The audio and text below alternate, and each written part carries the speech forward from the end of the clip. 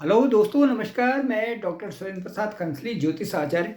आज के इस ब्लॉग में आप सभी लोगों का स्वागत करता हूं। और आज हम एक महत्वपूर्ण जो प्लेनेट की जो महत्वपूर्ण जो ग्रह है, जो राहु है, राहु के बारे में आज चर्चा करेंगे। राहु जो जन्म कुंडली में है, इनका एग्जिस्टेंस एक छल ग्रह के नाम से, छली ग्रह के नाम से जाना जाता है। राहु और केतु जो नॉर्थ और साउथ पोल में एक छाया ग्रह हैं, और इनका जो हमारे जीवन में या जो ज्योतिष शास्त्र में बड़ा महत्व है, क्योंकि कि जो दशा और अंतर्दशा आती है उसमें जातक पे जो इसका इम्पैक्ट पड़ता है वो देखने लायक होता है। तो आइए आज हम विचार करेंगे आज की इस ब्लॉग में राहु के बारे में। तो राहु क्या है, और राहु जो है हर हाउसेस में किस तरह का जो फल देते हैं अपनी दशा और अंतर्दशा आने पर। सबसे पहले तो हम ये जानना चाहेंगे कि कुंडली में जब जन्म कुंडली बनती है तो उस समय राहु और केतु की जो स्थिति होती है उसके अनुसार हम जानते हैं कि इस किस भाव में राहु की स्थिति है और कहाँ पर केतु है। तो सबसे पहले आज जानना चाहेंगे हम जो फर्स्ट हाउस है, सेकंड, थर्ड, फोर्थ, फिफ्थ, यहाँ से हम फर्स्ट हाउस को जानेंगे। और इसके बाद ये 12 हाउसेस में हम राहु की स्थिति को जानेंगे कि राहु की स्थिति किस तरह से हर हाउस में अपना अपना जो है प्रभाव छोड़ती है। आइए दोस्तों, सबसे पहले हम जानते हैं कि जो फर्स्ट हाउस है, जो कुंडली का फर्स्ट हाउस है, फर्स्ट हाउस में जो यदि राहु की प्लेसमेंट होती है आपकी जन्म कुंडली में, तो फर्स्ट हाउस जो होता है वो हमारा शरीर का होता है, लग्न का होता है। तो फर्स्ट हाउस हमारे शरीर से संबंधित, कई स्वास्थ्य से संबंधित कई सारी चीज़ों को बताता है। तो यदि फर्स्ट हाउस में राहु की स्थिति होती है तो फर्स्ट हाउस में राहु का होने का मतलब है ये जो है मिले जुले फल प्रदान करता है। इन लोगों का कद ऊंचा होता है, धनी होते हैं ये लोग, अन्य लोगों के से ज़्यादा प्रभावित होते हैं, वेशभूषा इनकी अच्छी होती है, और ये रिस्पेक्ट भी कमा लेते हैं समाज में। और शिक्षा में थोड़ी इनकी कमी आ जाती है, बुद्धिमान भी होते हैं और व्यवहार कुशल भी होते हैं। तो मैं बताऊंगा कि यदि यदि यहाँ पे राहु की स्थिति थोड़ा सा मैलेफिक हो या अशुभता प्रदान करती हो। अशुभता का मतलब मेरा ये है कि यदि राहु वहाँ पर मंगल के साथ में हो या शनि के साथ में हो या और ऐसी अशुभता वहाँ पर मिलती हो, तो उससे क्या होता है कि ये लोग जो है दुस्साहसी हो जाते हैं, किसी भी काम को गलत काम को करने में ये तत्पर हो जाते हैं, ये शक्की स्वभाव के हो जाते हैं, भ्रम इनके मन में आ जाता है और संबंध जो है लोगों से खराब कर पाते हैं यदि पहले हाउस में राहु की स्थिति अशुभता है। तो अब मैं आता हूँ दूसरे भाव पे। दूसरा जो हमारा हाउस होता है ये हमारा परिवार का होता है, हमारी वाणी का होता है, और हमारे जो धन का स्थान होता है, दूसरा स्थान। दूसरा स्थान जो हमारे ये है, यहाँ पर यदि राहु की स्थिति होती है तो राहु की स्थिति यहाँ पर होने से ये दोनों तरह के शुभ और अशुभ फल प्रदान करता है। एक तो यदि वहाँ पर राहु ठीक है तो कुशल बना देता है, भरोसेमंद ये लोग होते हैं, सुखी होते हैं और रिस्पेक्टिव होते हैं, लेकिन इनकी संतान कम होती है, वाणी का दोष इनमें आ जाता है। और यदि मैलिफिक किसी तरह से वहाँ पे अशुभता होती है तो ये तो पैतृक संपदा जो है उसको ये बर्बाद कर देते हैं, साथ साथ में खर्चीले भी हो जाते हैं, और खर्चीले ज़्यादा होने से वो गलत दिशा में धन का जो है धन चला जाता है। उसके साथ साथ में इनका वाणी का दोष भी आ जाता है, लोगों के साथ में इनका व्यवहार ठीक नहीं होता, दूसरे स्थान में होने से वाणी का दोष भी इनके साथ में हो जाता है। अब जो तीसरे स्थान की बात हम करते हैं, तो तीसरे स्थान में जो तीसरा स्थान है, ये तीसरा स्थान होता है पराक्रम का होता है, भाई बहनों का स्थान होता है तीसरा भाव, और साथ साथ में हमारे उन चीज़ों का होता है जिसमें कि हम अपने बल से हम आगे बढ़ते हैं और अच्छे भाग्य का निर्माण करते हैं। तो इस तीसरा भाव में जो राहु की स्थिति होती है ये दुखों को दूर करने में, निरोगी बनाने में, साथ साथ में बलशाली होते हैं ये लोग, और चंचल और विलासिता भी इनके अंतर्गत होती है, भाग्यशाली होते हैं, यात्राएं ये काफ़ी करते हैं, और दूसरा फेमस होते हैं, और दान भी लोगों से जो है लोगों को दान भी करते हैं जिन लोगों की आवश्यकता हो देते हैं। लेकिन यहाँ पर भी यदि अशुभता राहु की होती है तो उससे क्या होता है, ये घमंडी हो जाते हैं, आलसी हो जाते हैं, शक्की स्वभाव हो जाते हैं और भाइयों से, भाई बहनों से जो है मन मुटाव की स्थिति होती है। ये थर्ड स्थान में राहु है।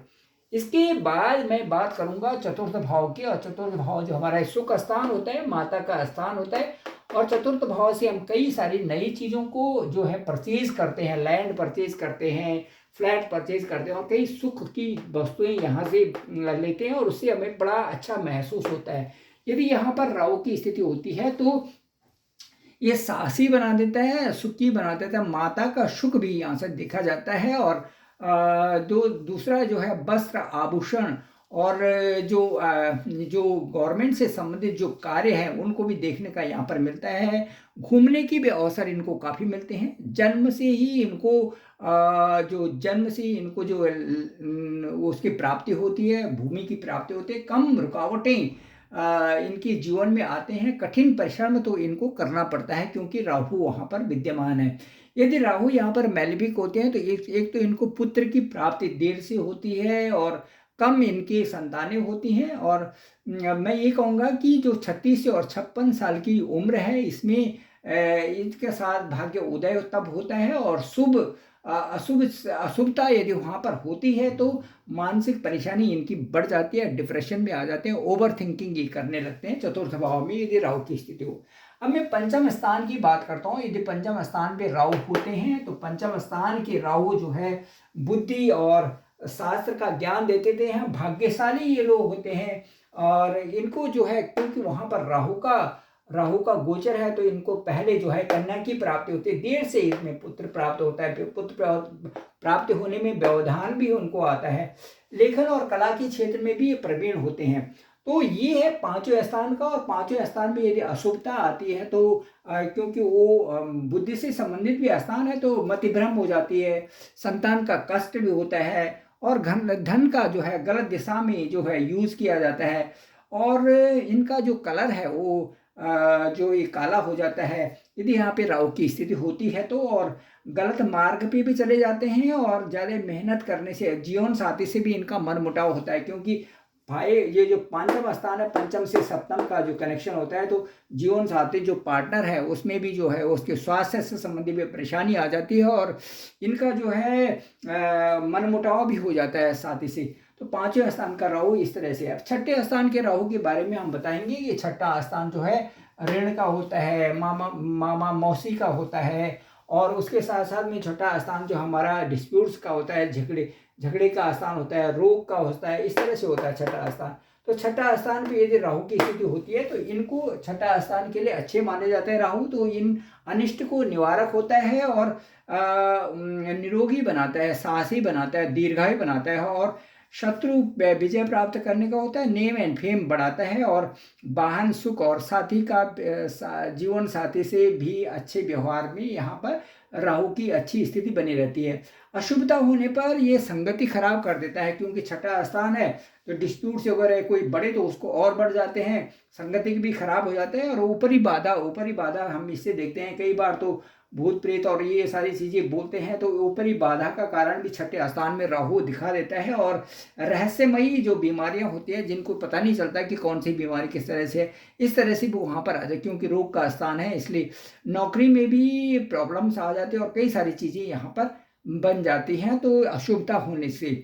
अब मैं सप्तम स्थान की बात करूंगा कि सप्तम स्थान जो है यहाँ पर राहु की प्लेसमेंट होती है तो परिणाम अत्यधिक, ये लोग जो अत्यधिक चतुरता हो जाती है, अहंकारी स्वभाव आ जाता है, स्वतंत्र रूप से चलना चाहते हैं, नौकरी में भी परेशानी आती है और कई प्रकार से जो विवाह में भी देरी हो जाती है। यदि सातवें स्थान में राहु होता है तो विवाह में भी देरी दे जाते हैं। अशुभता होने पर जीवन में कई सारी बुराइयां भी आ जाती हैं और उसके साथ में क्रोधी स्वभाव इनका हो जाता है, असंतुष्टि इनको जीवन में रहता है, उग्र स्वभाव होने के कारण इनकी संगति भी खराब हो जाती है और जीवन साथी के साथ में भी इनका अच्छा तालमेल नहीं रहता और स्वास्थ्य भी इनका अच्छा नहीं रहता यदि सप्तम भाव का राहु होता है।